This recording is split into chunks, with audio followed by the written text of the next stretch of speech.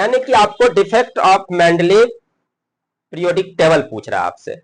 Mendeleev की periodic table में क्या दोष थे, मेंडलीव की आवर्त सारणी में क्या डिमेरिट्स थी। अगर आप ये देखेंगे तो मेंडलीव की आवर्त सारणी में बहुत सारे दोष थे, थोड़ा बहुत हम बता दे रहे हैं, 4-5 ठो दोष।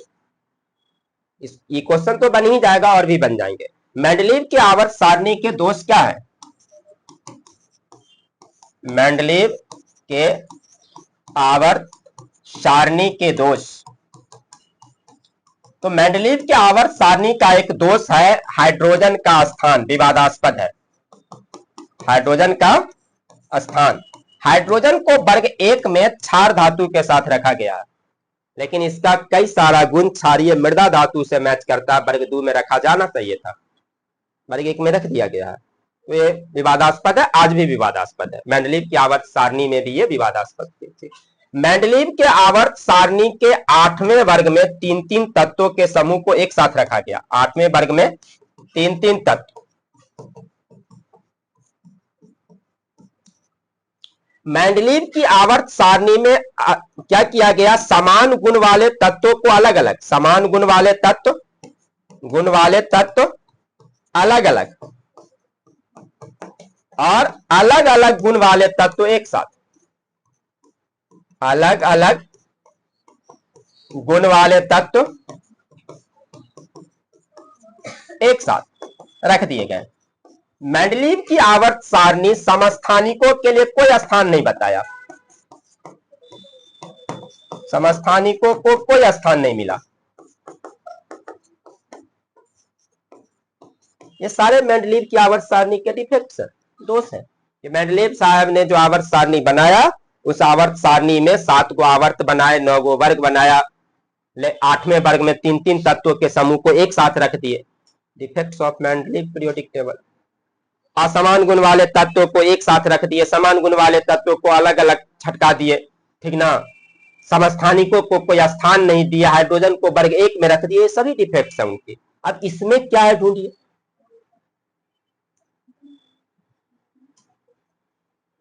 ठीक ना। समस्थानिक आइसोटोप्स, उसका स्थान वो नहीं निर्धारित किया। मेंडलीव की आवर्त सारणी की सबसे बड़ी खूबी ये थी कि मेंडलीव ने अपनी आवर्त सारणी में पहली बार तत्वों को सारणीबद्ध करने का प्रयास किया था। मेंडलीव की आवर्त सारणी में यथासंभव तत्वों को उनके बढ़ते हुए परमाणु द्रव्यमान के क्रम में सजाया गया था। मेंडलीव की आवर्त सारणी का सबसे अनूठा विशेषता यह था कि उन्होंने अपने सारणी में कुछ जगह खाली छोड़ दिए और ये भविष्यवाणी किया कि आने वाले समय में और भी तत्वों की खोज होगी और उसका जगह यही होगा जहां हम खाली छोड़ रहे हैं, और वही हुआ, ठीक ना। तो ये सब मेंडलीव की आवर्त सारणी की विशेषताएं थी, खूबियां थी, ठीक ना। खैर, मेंडलीव की आवर्त सारणी को हटाया गया, उसके स्थान पे किसकी आवर्त सारणी आई, मोशले की आवर्त सारणी। मेंडलीव की आवर्त सारणी का आधार क्या था, परमाणु द्रव्यमान, और मोशले की आवर्त सारणी का आधार बना परमाणु संख्या, एटॉमिक नंबर। उसी मोशले की आवर्त सारणी की संशोधित रूप में आप modern periodic table of element long form दीर्घ रूप में हम लोग प्राप्त करते हैं। अरे बात समझ में। तो खैर, अभी आप लोग साइंस की दुनिया में टहल रहे हैं, बहुत दिन हो भी गया था, सेटे प्रैक्टिस के बहाने चलिए साइंस को कनी मनी देख तो रहे हैं, ठीक है। क्या intermediate of science, bachelor of science,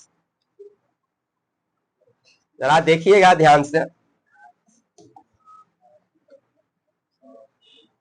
निम्नलिखित में से कौन सा एक कोशिकीय जीव का उदाहरण, एक कोशिकीय जीव, एक कोशिकीय जीव कौन सा है? ये तो इससे आसान क्वेश्चन क्या पूछेगा। अमीबा जो है वो एक कोशिकीय जीव है, एक, और अमीबा से बहुत सारे क्वेश्चन बनते हैं। हम फिर दोहरा रहे हैं, अमीबा से कुछ क्वेश्चन एकदम बनते हैं, दिमाग में सेट कीजिए। ये एक ऐसा जीव है ना जो क्वेश्चन लेके आता है, तो इसलिए अमीबा पे ध्यान रखिए। एक तो अमीबा जो है ये प्रोटोजोआ है, ये क्या चीज है, प्रोटोजोआ है। ये सबसे सरलतम प्रोटोजोआ है, ये सबसे सरलतम प्रोटोजोआ है। ये प्रायः मृदु जलीय है, मृदु जल में पाया जाता है, नम स्थानों पर जल में पाए जाते हैं या गंदले जल में पाए जाएंगे ये, लेकिन मृदु जल में होते हैं, ठीक ना। ये अनियमित आकार के होते हैं, अमीबा का शरीर अनियमित आकार का होता है, इसके शरीर का कोई आकार प्रकार ये सब नहीं होता है अमीबा। ये जो बड़े हुए हिस्से देख रहे हैं इसको हम लोग क्या कहते हैं, कूटपाद कहते हैं। इसको हम लोग क्या कहते हैं, इसको कूटपाद कहते हैं, कूटपाद। कूटपाद इसका प्रचलन अंगक है, इसका प्रचलन अंगक चलता किससे है, तो इसका प्रचलन अंगक है कूटपाद। ये भोजन किस चीज से ग्रहण करता है, तो कूटपाद से। ये भोजन भी ग्रहण करता है इसी से ये भोजन ग्रहण करता है। और जब भोजन ग्रहण करता है तो उसके शरीर में एक थैलस बनता है, थैला बनता है, उस थैले को भोजन रसधानी कहते हैं। उस भोजन रसधानी में एंजाइम्स के द्वारा उसका पाचन होगा, और पाचन के बाद फिर अवशिष्ट पदार्थ को भी बाहर निकालने के लिए इसके शरीर में कोई स्थान नहीं होता, अस्थायी रूप से त्वचा फट जाएगी, एक छेद बन जाएगा और वर्ज्य पदार्थ अवशिष्ट पदार्थ शरीर से बाहर निकल जाएंगे। तो पहले इस क्वेश्चन पे थोड़ा ध्यान देते हैं हम लोग। संतृप्त और असंतृप्त कार्बन यौगिकों के संबंध में निम्नलिखित में से कौन सा कथन सही है। साइंस वाले अगर नहीं बना रहे हैं तब तो खैर बहुत दुर्लभ बात है। सैचुरेटेड हाइड्रोकार्बन और अनसैचुरेटेड हाइड्रोकार्बन, संतृप्त हाइड्रोकार्बन और असंतृप्त हाइड्रोकार्बन के बारे में पूछा जा रहा है। बहुत बार बताए होंगे आप लोगों को कि हाइड्रोकार्बन दो तरह के हैं, हाइड्रोकार्बन दो तरह के हैं, एक होता है संतृप्त और दूसरा होता है असंतृप्त, जिसको कहते हैं सैचुरेटेड और अनसैचुरेटेड। इसी को कहते हैं पैराफिन, इसी को कहते हैं संतृप्त को ही कहते हैं पैराफिन, इसी को कहते हैं एल्केन। इसका अनुसूत्र होता है CnH2n+2 और इसमें होता है सिंगल बॉन्ड, एकल सहसंयोजक बंधन, एकल सहसंयोजक बंधन, सिंगल कोवैलेंट बॉन्ड। और ये दो तरह के होते हैं, एल्कीन और एल्काइन। इसमें होते हैं डबल बॉन्ड, इसमें होते हैं ट्रिपल बॉन्ड। इसमें होता है डबल कोवैलेंट बॉन्ड, इसमें होता है ट्रिपल कोवैलेंट बॉन्ड, ठीक ना। इसमें होता है सिंगल कोवैलेंट बॉन्ड। इसका अनुसूत्र होता है CnH2n+2, इसका अनुसूत्र होता है CnH2n, इसका अनुसूत्र होता है CnH2n-2, इसका सामान्य फार्मूला होता है ये सारे क्वेश्चन आते रहेंगे, बहुत बेसिक बात है। ऑर्गेनिक केमिस्ट्री को पढ़ रहे हैं तो ऑर्गेनिक केमिस्ट्री की नोमेनक्लेचर यहां से शुरू होती है। आप बिल्कुल साइफर होके जा रहे हैं कि ऑर्गेनिक केमिस्ट्री हमको देखनी ही नहीं है तो दिक्कत करेगा, ठीक ना। इसमें methane, ethane, propane, butane, pentane ये सब एल्केन है, ठीक ना, सैचुरेटेड हाइड्रोकार्बन है। और acetylene, methyl acetylene, ethyl acetylene, propyl acetylene ये एल्काइन है, ठीक ना। ये सब पूछते रहेंगे आपसे, आता रहेगा। कभी IUPAC नाम पूछ दिया जाएगा, कभी साधारण नाम पूछ दिया जाएगा, कभी सामान्य सूत्र पूछ दिया जाएगा। अब आइए यहां पे कौन सा सही है। संतृप्त कार्बन यौगिक वे हाइड्रोकार्बन है जिनमें कार्बन परमाणु के बीच एकल आबंध, बात तो सही है। असंतृप्त कार्बन यौगिक वे हाइड्रोकार्बन है जिसमें कार्बन परमाणु के बीच एकल सहसंयोजक आबंध, ये गलत है। इसमें डबल बॉन्ड होगा या ट्रिपल बॉन्ड होगा। तो पहला सही है और दूसरा कथन गलत है। अब आपके सामने ढूंढिए कहां पे है, सी में है, केवल कथन एक सही है।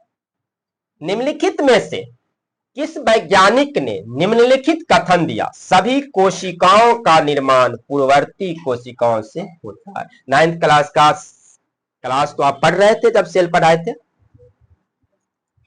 सेल पढ़ाए थे तो आप थे ना। यहीं से फेंकेंगे तो जमालपुर में जाके गिरेंगे। जो सेल थ्योरी है हमारी, जब सेल थ्योरी को पढ़िएगा जिसको आप कोशिकीय सिद्धांत कहते हैं, तो कोशिकीय सिद्धांत स्लाइडेन और स्वान ने दिया है।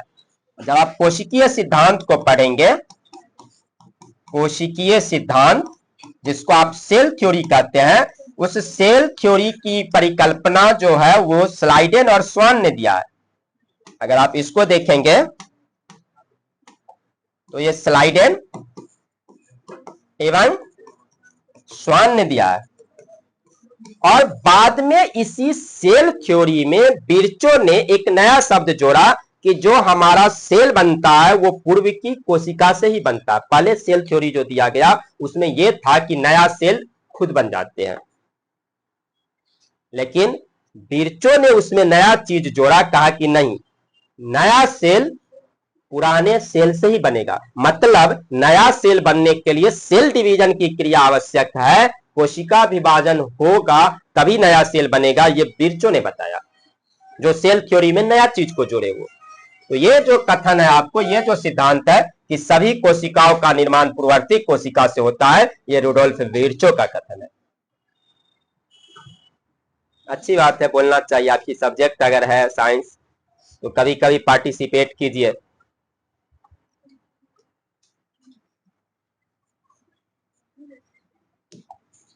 देखिए, हम बहुत बार कहते हैं कि जंगल कमीशन जो है ना, जनरल कंपटीशन को हम कहते हैं जंगल कमीशन। जंगल कमीशन में सबको आना पड़ेगा। बंगाल की खाड़ी में सारी नदियां को आनी पड़ जाती है, कुछ एक के अरब सागर में जाता है, और सब को लंबी दूरी तय कर करके, ठीक ना, समझ रहे हैं ना, त्र्यंबकेश्वर से गोदावरी निकल के अरब सागर में नहीं जाती है। कहां जाएंगे? वे ऑफ बंगाल में, ठीक ना। तो साइंस वाले बहुत हल्ला करते हैं। साइंस वाले 90% student back to the pavilion होके, रिटर्न बैक होके जंगल कमीशन में आएंगे। और इसलिए हम कहते हैं कि जंगल कमीशन वाले बच्चे जो होते हैं वो डरे नहीं रहिए। समझिए आपकी स्ट्रेंथ क्या है। आप वहां पे हैं जहां इंजीनियरिंग करके लोग आएंगे, पॉलिटेक्निक करके आएंगे, बीटेक करके आएंगे, इंजीनियरिंग छोड़ के आएंगे। टेंशन नहीं लीजिए, आप लोग पढ़िए मन लगा के, सब मिलेंगे यहाँ पे, ठीक ना। ये जंगल कमीशन वाली बस की सफारी में अगर बैठ गए हैं तो वो सहयात्री भी आपको किसी स्टेशन पे मिल जाएंगे जो मैट्रिकुलेशन पास करने के बाद आपका साथ छोड़ के दूसरी बस में बैठ गए थे, ठीक ना। 12वीं के बाद आपका वो दोस्त भी आप ही की बगल वाली सीट पर बैठे हुए मिलेंगे। निम्नलिखित में से कौन सा अन्य की तुलना में एक सजातीय यौगिक होमोलेगस कंपाउंड नहीं है? ठीक है, कौन सजातीय, मतलब आप लोगों को एक टर्म बताए थे हम आप लोगों को कि सजातीय श्रेणी, समजातीय श्रेणी या सजातीय श्रेणी।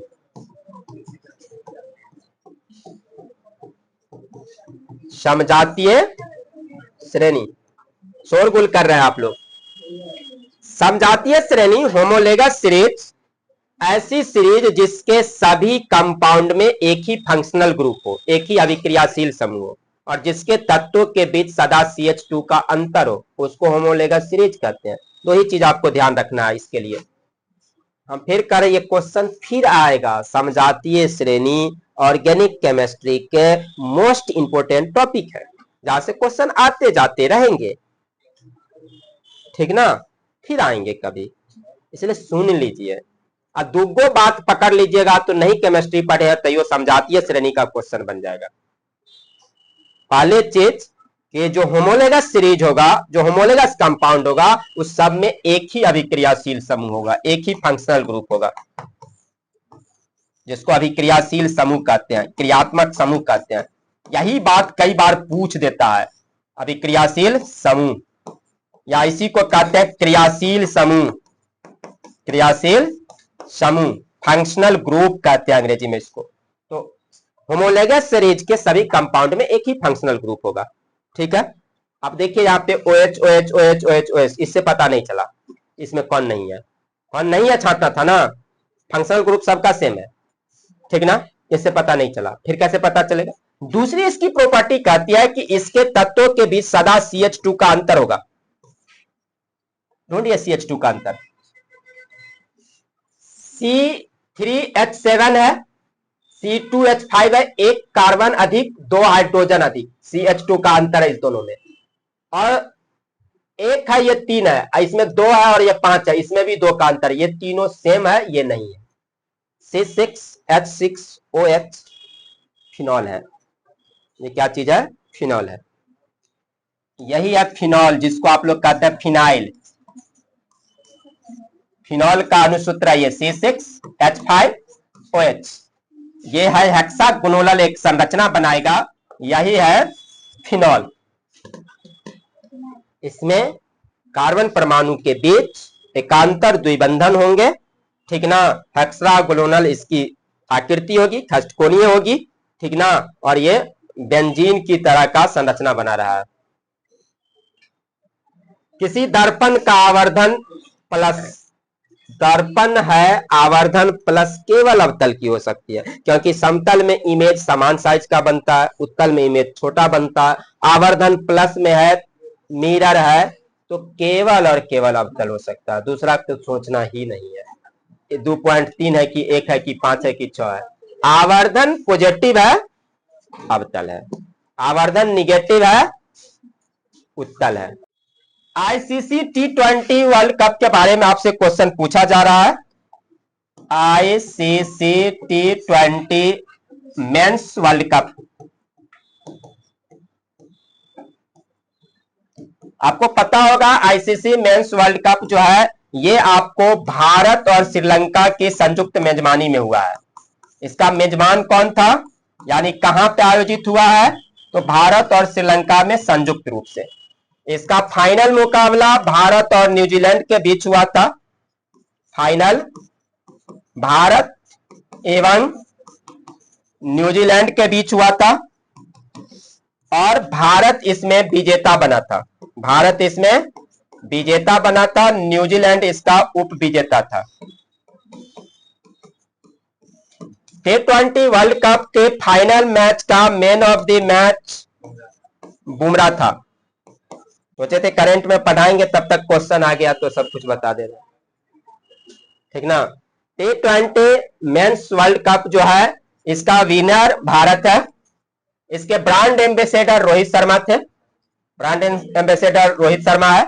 भारत इसका विजेता है। अब तक ये खिताब भारत 3 बार जीत चुका है। इससे पहले 2007 में, 2024 में और 2026 में तो जीता ही। इस बार का उप विजेता न्यूजीलैंड है। फाइनल का man of the match Jasprit Bumrah है। Player of the tournament Jasprit Bumrah है। सर्वाधिक रन साहिबजादा फरहान है पाकिस्तान का 383 रन, और सर्वाधिक विकेट में बुमराह और वरुण चक्रवर्ती 14 विकेट लिए थे, ठीक ना। यह है आपको T20 वर्ल्ड कप का भारत और मेजबान की संयुक्त, माने भारत और श्रीलंका की संयुक्त मेजबानी में हुआ। 7 फरवरी से 8 मार्च 2026 तक यह प्रतिस्पर्धा चला था।